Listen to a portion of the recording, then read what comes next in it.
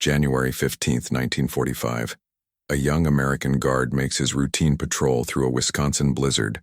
At the gate, he finds a woman face down in the snow, nearly frozen to death.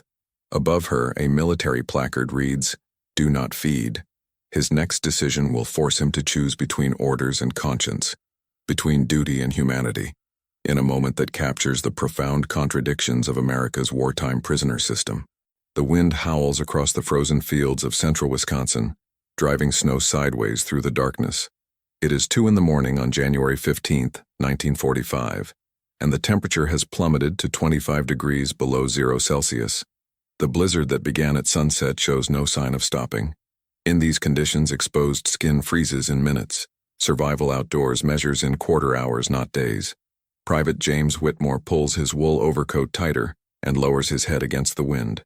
At 22 years old, the farm boy from rural Ohio has spent 18 months as a guard at the branch camp system connected to Camp McCoy, Wisconsin. Tonight he walks the perimeter patrol, a routine assignment he has completed hundreds of times. His boots crunch through 8 inches of fresh powder. Ice crystals coat his eyebrows and the scarf wrapped across his face. The flashlight in his gloved hand cuts a weak beam through the swirling white. Whitmore passes the main prisoner barracks where 3,000 German POWs sleep in heated buildings. Steam rises from the ventilation systems. Inside, men who wore Wehrmacht uniforms now wear denims stenciled with the letters PW. Tomorrow, they will board trucks before dawn and travel to lumber mills and canning factories across the state, part of the massive labor program that keeps Wisconsin's wartime economy functioning while American men fight overseas. The branch camp sits 3 miles outside Tomah, a small city that has learned to coexist uneasily with its temporary German population.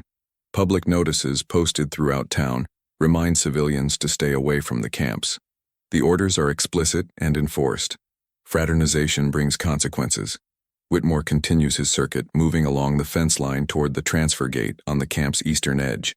This gate serves a different purpose than the main entrance. Here, civilian internees arrive for processing before movement to other facilities.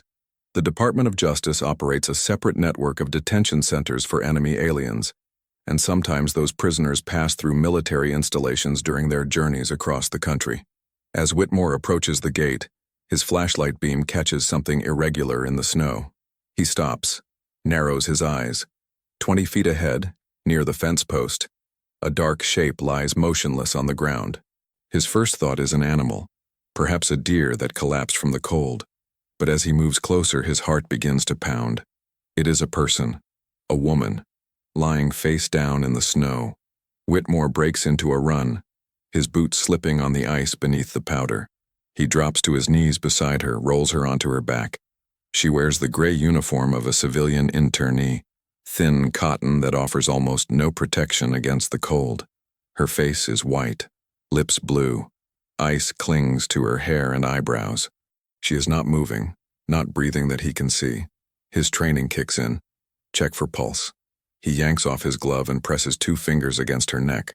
For 5 seconds he feels nothing, and terror floods through him. Then, faint but present, he detects the slow throb of a heartbeat. She is alive, but barely. Whitmore looks around frantically, trying to understand what happened. How did she get here? Why is she outside? The transfer gate stands open, swinging slightly in the wind. Tire tracks, already half filled with new snow, show where a vehicle recently departed. Someone left her here and either did not realize she had fallen or did not care. In her frozen hands, she clutches a manila envelope. Even in her unconscious state, her fingers grip it tight. Whitmore gently pries it loose. The envelope bears the seal of the International Committee of the Red Cross and an address for the United States Department of State in Washington, District of Columbia. His flashlight beam swings up and catches the sign bolted to the gatepost. Large red letters on white background. Official military issue, impossible to miss. The sign reads, "Do not feed the prisoners." Whitmore stares at the placard, his mind racing. He knows exactly what it means. Every guard at Camp McCoy has received explicit instructions about contact with prisoners. No gifts, no food outside of official rations, no conversations beyond what duty requires. The rules exist to prevent contraband smuggling, to stop prisoners from developing relationships with guards or civilians that might lead to escape attempts or intelligence gathering. But this woman is dying, in front of him, right now. The sign says, "Do not feed." It does not say, "Do not save." But Whitmore knows how the army works. Everything not explicitly permitted is forbidden. Everything forbidden carries consequences. If he touches this woman, if he moves her, if he provides aid without authorization, he could face court-martial. The charge would be fraternization with an enemy alien, violation of standing orders, conduct prejudicial to good order and discipline. The penalties are severe. Dishonorable discharge, prison time. His family back in Ohio, already struggling to keep their farm running with him away at war, would face the shame of having a son convicted of betraying his duty. But if he walks away, if he continues his patrol and reports this in the morning, she will be dead within 20 minutes, perhaps 15. The cold is killing her with mechanical efficiency. Her core temperature is dropping, her blood pressure falling, her organs beginning to shut down. Medical intervention now might save her. Delay guarantees death. Whitmore looks at the envelope in his hand, then at the woman's face. She is somebody's daughter, maybe somebody's wife. The Red Cross seal suggests she matters to diplomatic negotiations, that she is part of something bigger than a routine internment. But even if she were nobody, even if she carried no documents, she is still a human being freezing to death. The wind screams. Snow accumulates on the woman's motionless body. The sign watches, silent and absolute. Private James Whitmore makes his decision. To understand what happens next and why it matters, we must step back and examine the vast system that brought this woman to a frozen gate in Wisconsin on the coldest night of winter 1945. By January of that year, the United States held more than 425,000 prisoners of war on American soil. German, Italian, and Japanese soldiers captured on battlefields across the world had been transported across oceans and dispersed to more than 700 camps spanning every state except Nevada, Montana, and North Dakota. It was the largest prisoner of war operation in American history, and one of the largest anywhere in the world during the Second World War. Camp McCoy, originally established in 1909 as a training facility near Sparta, Wisconsin, became a major POW processing center in 1942. By 1944, the camp held approximately 3,000 German prisoners, most of them captured during the campaigns in North Africa and Italy. But McCoy was not self-contained. The demands of the American wartime economy required prisoner labor throughout Wisconsin, so the Army established a network of branch camps, smaller satellite facilities that housed 50 to 300 prisoners each, and placed them in work details across the state. Wisconsin operated 38 branch camps connected to McCoy by January 1945. Prisoners harvested crops, cut timber, worked in canning factories, maintained roads, and performed dozens of other tasks that kept the state functioning while its own men served overseas. The Geneva Convention of 1929, which governed treatment of prisoners of war, explicitly permitted such labor assignments provided they were not directly related to military operations, and provided prisoners received proper food, shelter, and compensation. The United States took its Geneva Convention obligations seriously, both for moral reasons and for practical ones. America wanted its own soldiers, when captured by Germany or Japan, to receive decent treatment. Reciprocity mattered. If the United States abused its prisoners, it gave enemies justification to abuse American POWs. So the War Department established strict guidelines. Prisoners would work, but they would eat adequately, sleep in heated barracks, receive medical care, and earn wages of 80 cents per day in canteen scrip they could spend on cigarettes, candy, and other small luxuries. By most measures, German prisoners in America lived better than German civilians in bombed-out cities across the Reich. They received more calories per day than the average resident of Berlin or Hamburg. They slept in buildings with functioning heat and plumbing. They faced no danger of aerial bombardment.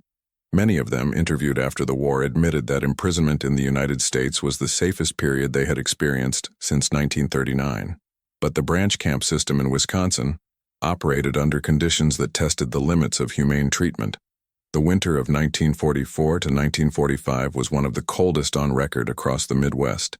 Temperatures routinely fell below 0 Fahrenheit, and blizzards swept across the plains every few days. Prisoners still went out to work in these conditions because the labor was desperately needed, and because the Geneva Convention permitted it. Guards, bundled into heavy coats and wool uniforms, stood watch, while prisoners in lighter clothing cut timber in frozen forests and loaded canning equipment in unheated warehouses. The work was hard, the cold brutal, the hours long. Prisoners received the minimum protections required by regulations, but minimum protection in a Wisconsin winter meant exposure to conditions that killed. The labor program operated under strict supervision. Each work detail included at least 2 armed guards, and often a civilian foreman from whatever farm or factory employed the prisoners that day. Transportation happened in trucks with guards riding alongside. Prisoners marched in formation, worked in groups, returned to barracks under watch. Escape attempts were rare because there was nowhere to go. A German soldier wandering rural Wisconsin in a POW uniform had no chance of reaching neutral territory or friendly lines.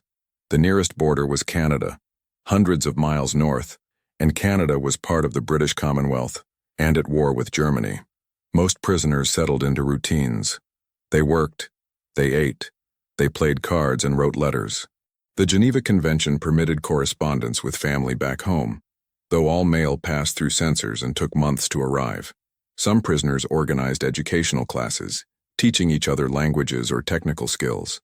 Others focused on maintaining physical fitness, holding boxing matches and soccer games in the camps. A few embraced their imprisonment as escape from the horror of the Eastern Front, where Germany was losing thousands of men daily to Soviet offensives. But the American authorities worried constantly about fraternization. If prisoners developed friendly relationships with guards or with local civilians, they might receive contraband, gather intelligence, or plan escapes. More subtly, fraternization could create sympathy that undermined the psychological necessity of viewing enemies as enemies. Wars are easier to fight when the other side remains abstract and threatening. Personal relationships complicate that clarity. So the military and local authorities imposed strict separation. Throughout Wisconsin, towns near POW camps received instructions from both federal and state officials. Public notices appeared in newspapers and on bulletin boards. The message was blunt: stay away from the camps. Do not speak to prisoners. Do not give them anything. Do not accept anything from them. Violations would be prosecuted. The most visible symbol of this policy was the signs posted at camp gates and along fence lines. Do not feed the prisoners appeared at dozens of facilities across the United States. The most detailed documentation comes from Camp Lucky Strike, a massive prisoner processing facility in France operated by the United States Army after the German surrender. Veterans who served there remembered the signs clearly, describing them in interviews decades later. The same policy applied to domestic camps, where the fears of contraband and fraternization were even stronger, because prisoners lived among American civilians rather than in a foreign war zone. The signs were not expressions of cruelty. They were security measures, attempts to maintain control over a massive and complex system. But they created a problem. They were absolute in their language, brooking no exceptions, allowing no nuance. Do not feed meant exactly that, and a young guard facing a dying woman at a frozen gate had to decide whether saving a life counted as feeding. The woman lying in the snow at the branch camp near Toma represented a different category of detainee than the 3,000 German soldiers sleeping in the heated barracks.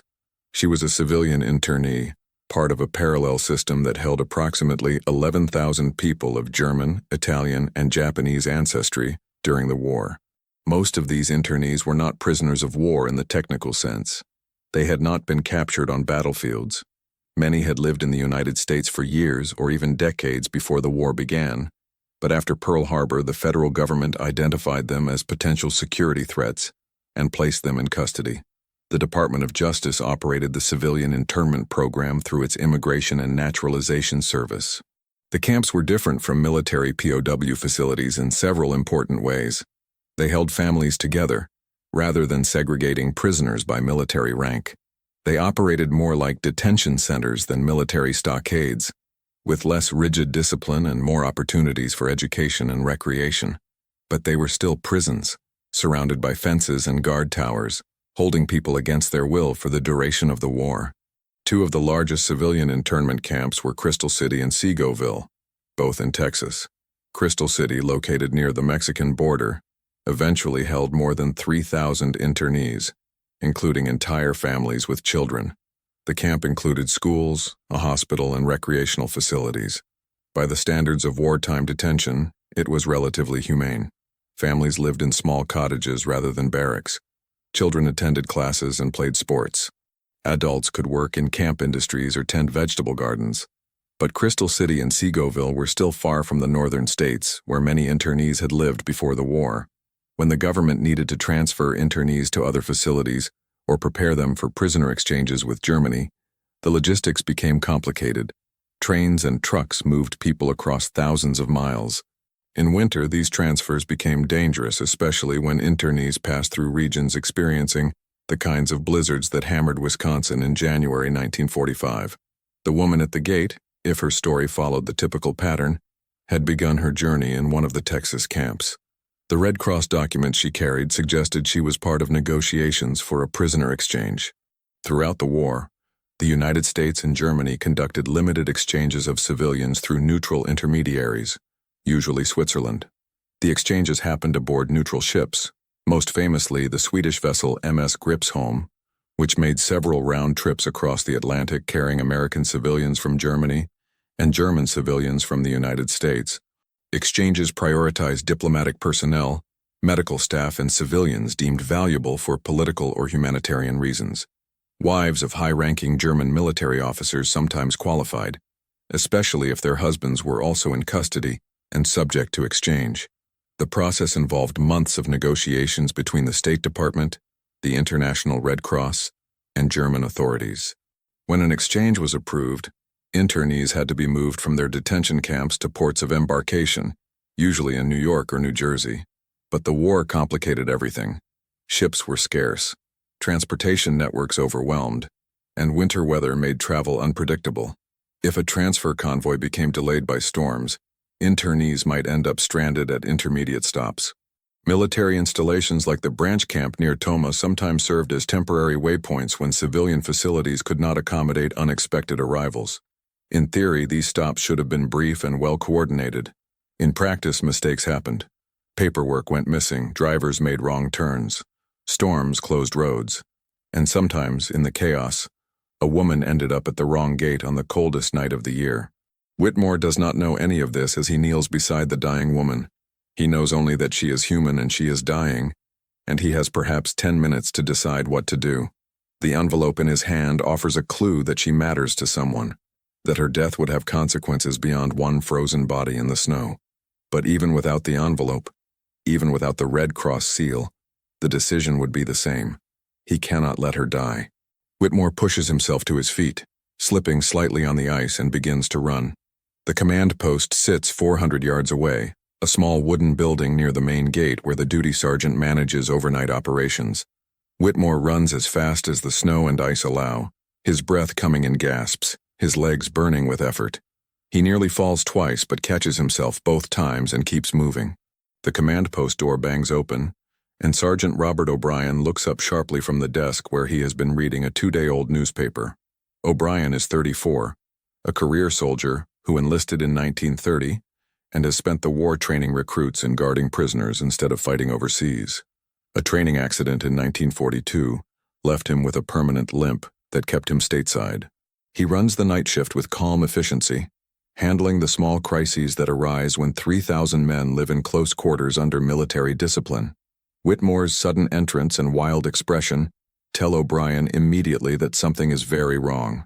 The younger man is gasping too hard to speak coherently at first, so O'Brien waits, letting him catch his breath.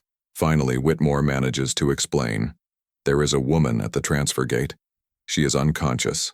Hypothermia. Maybe 10 minutes left. She has Red Cross documents for a prisoner exchange. O'Brien's first reaction is exactly what Whitmore feared. The sergeant's face goes hard, and his voice drops to the tone that precedes official reprimands.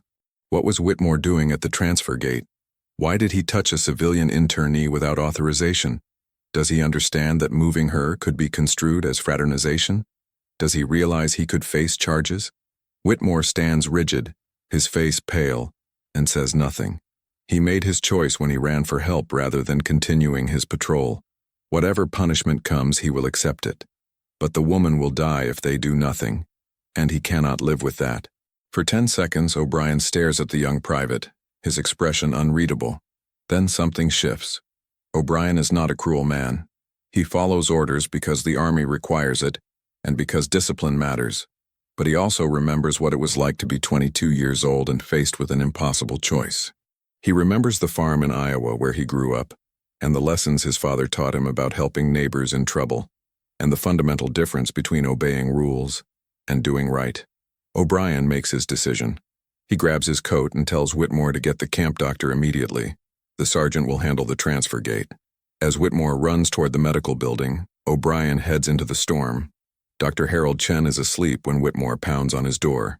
Chen, a second-generation Chinese-American from San Francisco, joined the Army Medical Corps in 1941 and spent 2 years treating combat casualties in field hospitals across North Africa before reassignment to Camp McCoy.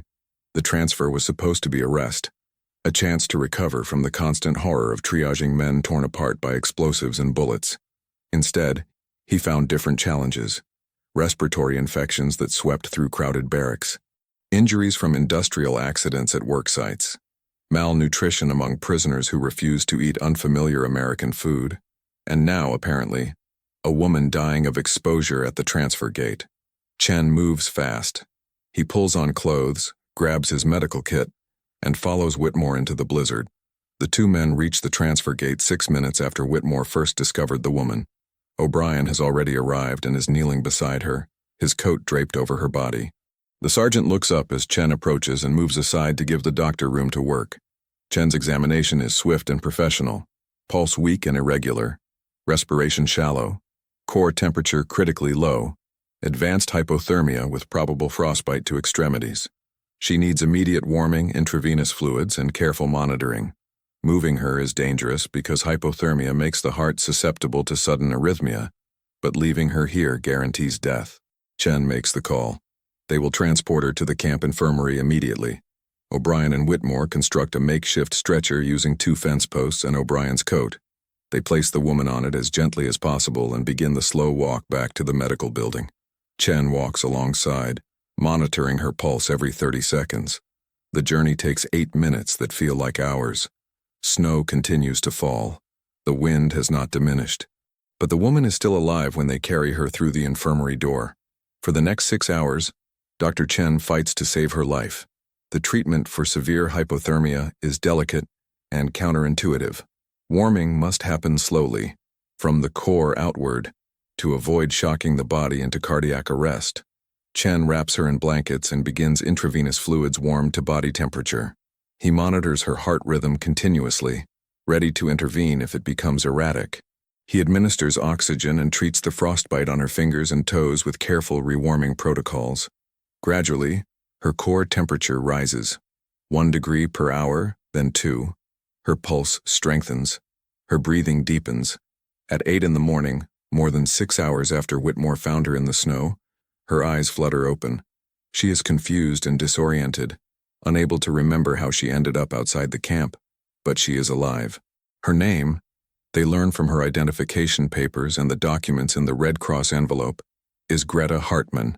She is 31 years old, a German national who had been living in New York City when the war began. Her husband, Klaus Hartmann, is an Oberst in the Luftwaffe, a colonel captured by British forces during the North African campaign, and currently held as a POW somewhere in England. Greta was arrested in September 1942 under the Enemy Alien Act and spent more than 2 years at Crystal City, before being approved for a prisoner exchange negotiated through the International Red Cross. The envelope contains all the documentation required for the exchange: letters from the State Department, approval from the German Foreign Office transmitted through Swiss intermediaries, travel authorizations, and embarkation schedules. She was supposed to arrive at Camp McCoy 2 days earlier for final processing before transportation to New York, and then aboard a neutral ship to Lisbon, where she would be handed over to German authorities in exchange for an American civilian held in Germany. But the transfer convoy was delayed by storms. The truck carrying her and 2 other internees became lost in the blizzard. The driver, unfamiliar with the area and unable to see through the snow, stopped at what he thought was the main gate of Camp McCoy. It was actually the branch camp transfer gate, miles from the main facility. The driver told the internees to wait while he went to find the correct location. Greta stepped out of the truck to stretch her legs. When the driver returned and realized his mistake, he departed quickly, apparently not noticing that one of his passengers had moved away from the vehicle. Greta, disoriented by the cold and exhausted from 2 days of travel, tried to follow the truck but collapsed within minutes. The storm erased any chance of her being seen from inside the camp. She would have died there if Whitmore had not happened to patrol past the transfer gate at precisely the right moment. The camp commander, when informed of the incident, conducts a formal review. He interviews Whitmore, O'Brien, and Dr. Chen separately. He examines the Red Cross documents and confirms their authenticity with the State Department. He checks the transport logs and finds the missing convoy report. And then he makes his official determination. Private Whitmore, the commander rules, acted appropriately upon discovering a medical emergency during his assigned patrol. Sergeant O'Brien properly supervised the response and ensured appropriate medical care was provided to a civilian internee in federal custody. Dr. Chen performed his duties in accordance with his oath and military regulations. No charges will be filed. In fact, all 3 men are to be commended for their diligence and professionalism in preventing the death of a person under United States government protection. The placard at the transfer gate, the commander notes in his report, refers to unauthorized provision of food and gifts to prisoners. It does not prohibit emergency medical assistance. Any interpretation of regulations that would require guards to ignore life-threatening situations is contrary to American military values and inconsistent with the United States' obligations under international law. Whitmore reads the commander's statement 3 times before he believes it. He expected punishment, possibly severe. Instead, he receives official approval. The relief is overwhelming, but it is also unsettling. If what he did was correct, why did he feel so certain it would be punished? If saving a life was consistent with regulations, why did the sign make it seem forbidden? The answer lies in the nature of rules and the impossibility of writing regulations that cover every situation. The do not feed signs existed for good reasons. They prevented security breaches and maintained necessary discipline. But they were also blunt instruments, incapable of distinguishing between a guard giving a prisoner an unauthorized sandwich and a guard preventing an unnecessary death. The American POW system in 1945 was, by historical standards, remarkably humane. German prisoners in the United States received better treatment than prisoners in most other nations, including better treatment than American POWs received in German camps. The food was adequate, the shelter reasonable, the medical care professional. Abuse happened because abuse happens in any system involving thousands of guards and hundreds of thousands of prisoners, but it was not systematic or encouraged. The United States genuinely tried to follow the Geneva Convention and to treat prisoners with a baseline of human dignity. But even humane systems create contradictions. The same army that housed prisoners in heated barracks also worked them in freezing weather. The same regulations that guaranteed medical care also restricted contact so thoroughly that guards sometimes hesitated to provide emergency aid.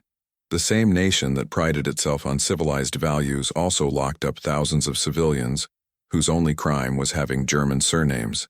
These contradictions were not unique to America.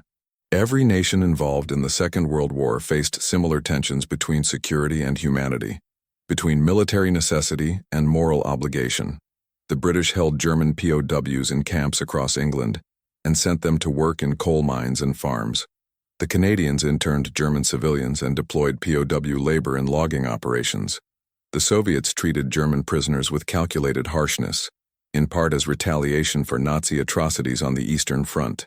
Compared to the alternatives, the American system was humane. But humane does not mean perfect.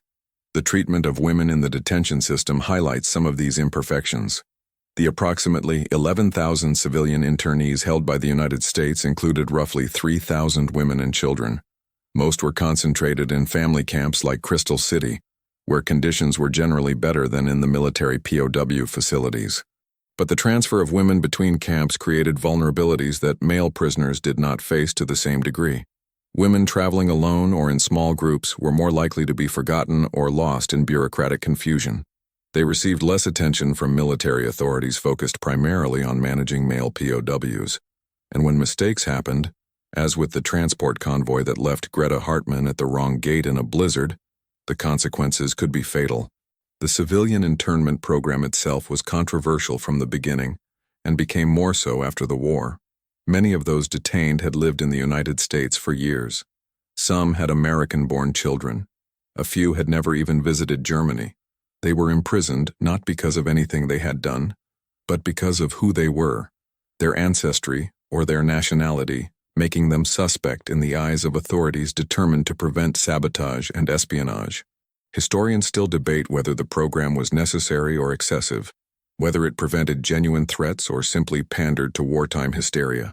The parallel internment of Japanese Americans, which affected more than 120,000 people, and is now widely regarded as one of the greatest civil liberties violations in American history, provides context for understanding the German and Italian internments. The impulse was the same: fear driving a democracy to imprison its own residents without trial or specific charges, based solely on ethnic identity. But in January 1945, these questions are still distant. The war continues. Germany has not surrendered. The camps remain full. And Greta Hartmann, recovering slowly in the Camp McCoy infirmary, is simply grateful to be alive. She spends 3 days under medical observation before Dr. Chen certifies her fit to travel. During that time, she says little. She is polite to the medical staff but withdrawn, perhaps contemplating how close she came to death, or perhaps thinking about the husband she has not seen in 3 years. The Red Cross facilitates a brief phone call to Klaus Hartmann's British camp, allowing them to speak for 5 minutes through a crackling long-distance connection. What they say to each other remains private. On January 18th, a new transport arrives to collect Greta and resume her journey to New York. This time, the convoy is properly organized, with experienced drivers and clear instructions. Before she leaves, she asks to speak with Private Whitmore. The request is unusual, but given the circumstances, the camp commander permits it. They meet in a small office with Sergeant O'Brien present as a chaperone, maintaining the proprieties even in this exceptional situation. Greta thanks Whitmore simply and directly.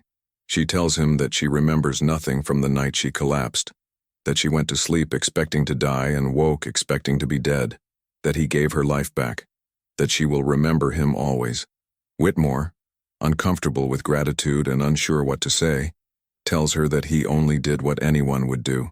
She smiles slightly and replies that in her experience, not everyone would, that sometimes people follow rules instead of conscience, that she is grateful he chose differently. After she leaves, Whitmore returns to his regular duties: guard rotations, patrols, routine paperwork. The winter continues, cold and brutal. German prisoners continue working in fields and factories.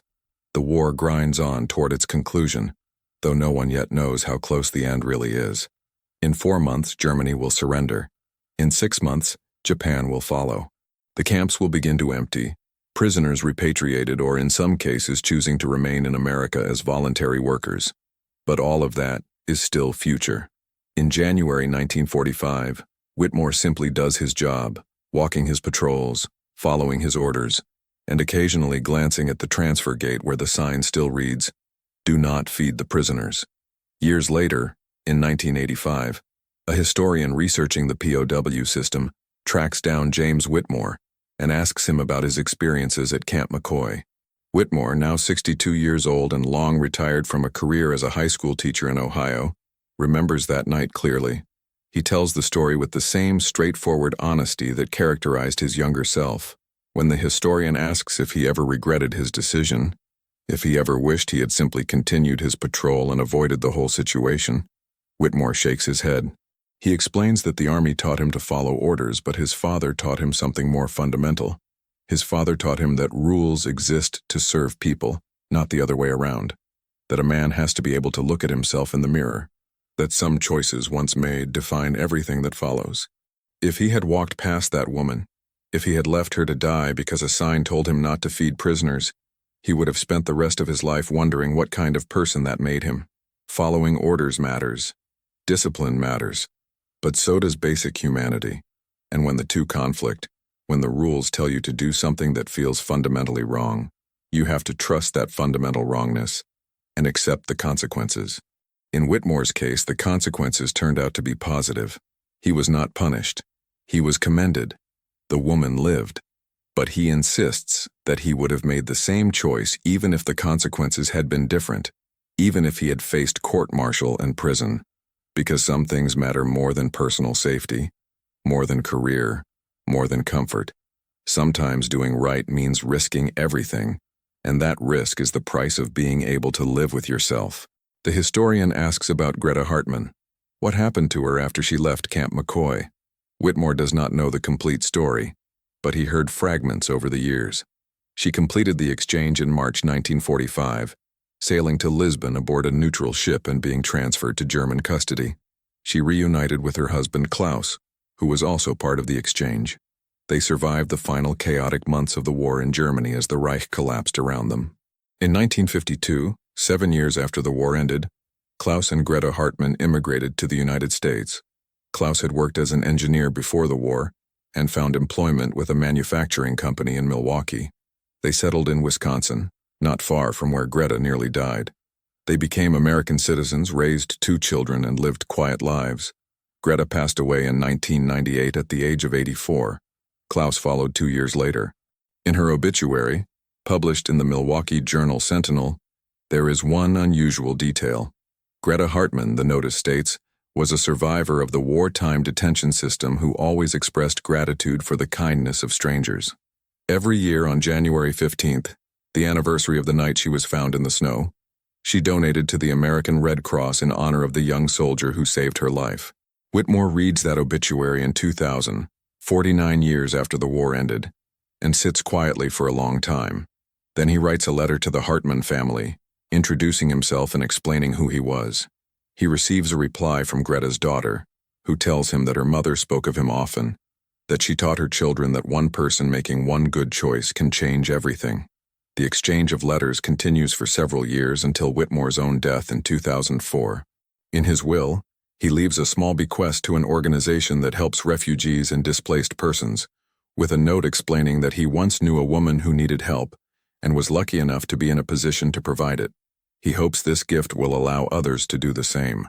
The placard that hung at the transfer gate no longer exists. After the war, as the camps closed and the prisoners went home, the signs were removed and destroyed. A few survive in museums, artifacts of a complex moment in American history. They remind us that even well-intentioned systems create contradictions, that rules designed for good purposes can have unintended consequences, that the gap between policy and practice often comes down to individual choices made in specific moments. The story of James Whitmore and Greta Hartman is, in one sense, exceptional. Most guards never faced a situation like the one Whitmore encountered. Most internees did not nearly die of exposure. Most nights passed without dramatic moral choices. But in another sense, the story is representative. It captures something essential about the American POW system and about the larger tensions of wartime America. The United States in 1945 was fighting a war it considered existential. Democracy against fascism, freedom against tyranny. The stakes could not have been higher. In that context, security measures made sense. Guarding prisoners carefully, restricting contact, maintaining discipline, all of these were reasonable precautions. The "Do Not Feed" signs reflected legitimate concerns about maintaining order and preventing escapes or sabotage. But war, even when necessary, creates moral hazards. It encourages people to think of enemies as abstractions rather than individuals. It creates categories and rules that work reasonably well in general, but fail catastrophically in specific cases. It asks young men like James Whitmore to make impossible choices on frozen nights when following orders means letting someone die.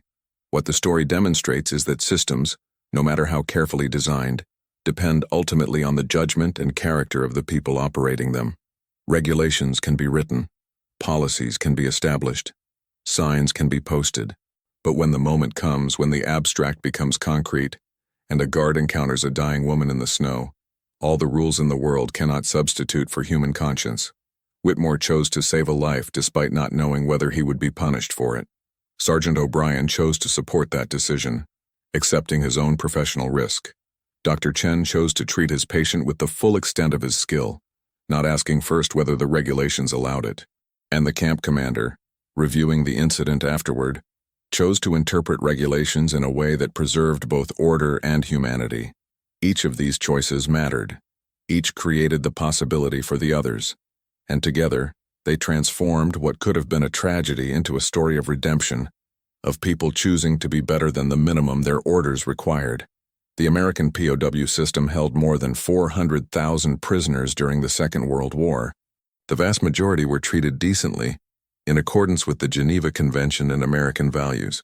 But decent treatment does not happen automatically. It requires constant effort, constant vigilance, constant willingness to see prisoners as human beings rather than enemy units.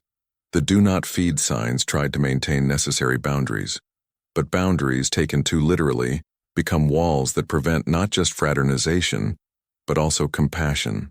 The challenge then as now is finding the balance, maintaining security without abandoning humanity, following orders without surrendering judgment, treating enemies as the policies require while remembering that enemies are also people. James Whitmore understood this instinctively on that frozen night in January 1945. He did not debate philosophy or weigh competing ethical frameworks. He simply saw a woman dying and decided he could not let that happen, regardless of what a sign told him. His choice was immediate and visceral, driven more by character than by calculation. But character itself is shaped by values, and values are taught. Whitmore's father, a farmer in Ohio, taught his son that neighbors help neighbors, that people matter more than property, that decency is not negotiable. Those lessons learned in childhood manifested in a split-second decision made in a Wisconsin blizzard. Whitmore's character was not accidental. It was cultivated, and when the moment came, it held. The same can be said of Sergeant O'Brien, who chose to support his subordinate rather than reprimand him. O'Brien's military experience taught him the value of discipline, but his Iowa upbringing taught him the value of mercy. When the two conflicted, he chose mercy, trusting that a good commander would recognize the difference between following the spirit and the letter of the law. And the camp commander, whose name does not appear in any documents but whose decision determined whether Whitmore would be punished or praised, also made a choice reflecting values. He could have enforced the regulations strictly, making an example of Whitmore to discourage future violations. Instead, he chose to interpret the regulations reasonably, recognizing that emergency medical assistance is not fraternization, and that preventing unnecessary death serves American interests far better than blind adherence to signs. These choices, replicated in different forms across hundreds of camps and thousands of guards, created the reality of the American POW system. The statistics show that the system was generally humane. The survival rates were high, the abuse rates low, the compliance with Geneva Convention standards reasonably good, but statistics only capture aggregate outcomes. They do not show the individual moments when humanity was tested and, more often than not, prevailed. Not every guard was James Whitmore. Not every situation ended well. There were abuses, cruelties, unnecessary suffering, but the overall pattern suggests that most American guards, most of the time, chose decency when given the option. They followed orders, but they also remembered that prisoners were human. They maintained discipline, but they also provided medical care, adequate food, and basic respect. This was not universal or inevitable. Other nations made different choices. The Japanese treatment of Allied POWs was systematically brutal, with death rates exceeding 25% in some camps. The German treatment of Soviet POWs was genocidal, with millions deliberately starved or worked to death. Even the German treatment of Western Allied prisoners, while generally better, included periodic massacres and casual cruelties. By comparison, the American system was humane, but that humanity was not automatic. It had to be chosen, maintained, defended against the constant pressure of war to dehumanize enemies and prioritize security above all else. The do not feed signs represented that pressure. They symbolized the temptation to treat prisoners as problems rather than people, as security risks rather than human beings. James Whitmore, kneeling in the snow beside a dying woman, rejected that temptation. He chose to see a person rather than a security risk. He chose to save a life rather than follow a sign. And in doing so, he demonstrated what made the American system, despite its flaws, fundamentally different from the alternatives. The story does not end with Whitmore. It extends through Greta Hartmann's long life, through her return to Germany and her eventual immigration to America, through her children and grandchildren who grew up knowing that their existence depended on one soldier's choice on one frozen night. It extends through Whitmore's own life, through his years as a teacher shaping young minds, through his quiet philanthropy supporting refugees decades after the war ended, and perhaps most importantly, it extends through the countless small choices made by ordinary people in extraordinary circumstances throughout the war and in every conflict since. Soldiers who treat prisoners decently despite being encouraged to hate them. Doctors who treat wounded enemies with the same care they give to allies. Guards who recognize medical emergencies and respond appropriately, regardless of what signs tell them. These choices do not make war noble or erase its horrors. They do not justify the deaths or compensate for the suffering, but they do demonstrate that even in war, even under pressure, even when systems and policies and signs push toward cruelty, individual humans retain the capacity to choose otherwise. That capacity, exercised again and again by people like James Whitmore, is what prevents war from becoming total barbarism. It is the thin line between civilization and savagery, maintained one choice at a time by people who could easily choose differently. The placard at the transfer gate read, "Do not feed the prisoners." It was a rule, absolute in its language, designed to maintain order and security. But James Whitmore, faced with a dying woman in the snow, understood something the sign could not capture. Rules serve humanity, not the other way around. And when following a rule means abandoning humanity, the rule has exceeded its purpose.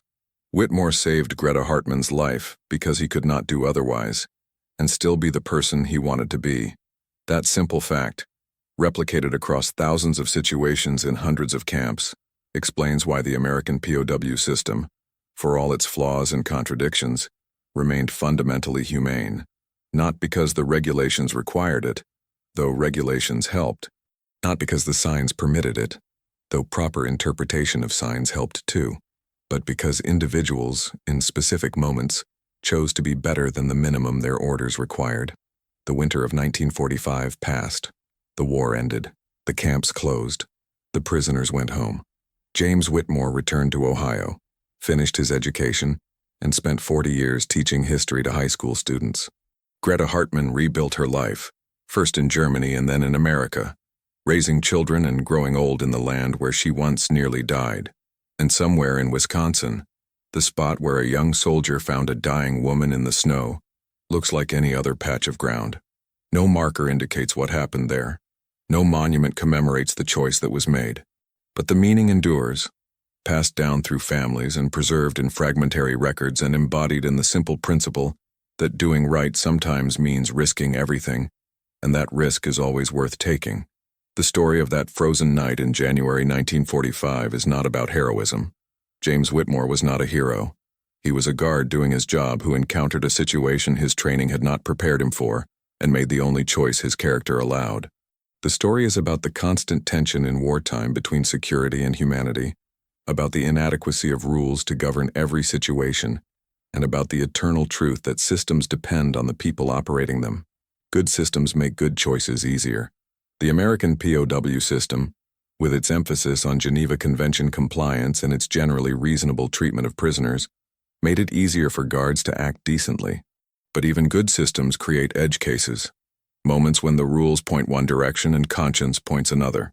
In those moments, the character of individuals determines outcomes. James Whitmore had that character. So did Robert O'Brien, Harold Chen, and the unnamed camp commander who reviewed the incident and chose interpretation over punishment. Together, their choices saved one life and demonstrated a principle that extended far beyond one woman in one snowstorm. The principle is simple but profound. Humanity is not a luxury to be indulged only when convenient. It is a fundamental obligation that persists even under pressure, even in war, even when signs tell us otherwise. Maintaining humanity requires courage, because it often means accepting personal risk to help others. But that courage is what separates civilization from barbarism, what allows people to look at themselves honestly, what makes it possible to live with the choices we make in the hardest moments of our lives. On a frozen night in Wisconsin in 1945, a young soldier proved that principle. He saw a dying woman, ignored a sign that seemed to forbid helping her, and did what his conscience demanded. The Army commended him. The woman lived. And decades later, looking back on that choice, he never regretted it. That is the lesson of the placard that read, Do not feed the prisoners. Rules matter. Order matters. Security matters. But when rules conflict with fundamental human decency, when order requires accepting preventable death, when security means letting someone freeze in the snow, then the rules have failed. And in those moments, the choice falls to individuals who must decide what kind of people they want to be. James Whitmore made his choice. And because he did, Greta Hartman lived. And because she lived, her children were born, and their children after them. And a small ripple of goodness extended forward through time, proof that one person making one right choice in one desperate moment can change everything. The war ended 80 years ago. The camps are long closed. The prisoners are long since gone home or buried. But the choices remain, replicated every day in new forms as people encounter situations where rules and conscience conflict. And in those situations, the story of a frozen night in Wisconsin offers guidance. Do not let signs, however official, however explicit, however absolute, override the fundamental obligation to preserve life when you can. Do what is right. Accept the consequences, and trust that a just system will recognize the difference between following orders and abandoning humanity. That is what James Whitmore did. That is what the placard unintentionally taught him. That is the story of one woman found face down in the snow, one soldier who could not walk away, and one choice that mattered far more than anyone knew at the time. If this story of courage and humanity moved you, please take a moment to subscribe to our channel if you haven't already. Your subscription helps us continue bringing these powerful, untold stories from history to light. Hit the like button to show your support, and most importantly, leave a comment below. We'd love to hear your thoughts. What would you have done in Private Whitmore's situation? Have you ever faced a moment where following rules conflicted with doing what felt right? Your perspectives and stories matter, and they enrich our community's understanding of these complex historical moments. Thank you for watching, and remember, history is not just about the past. It's about the choices we make today when faced with our own signs telling us what we can and cannot do. Choose wisely. Choose humanity. See you in the next story.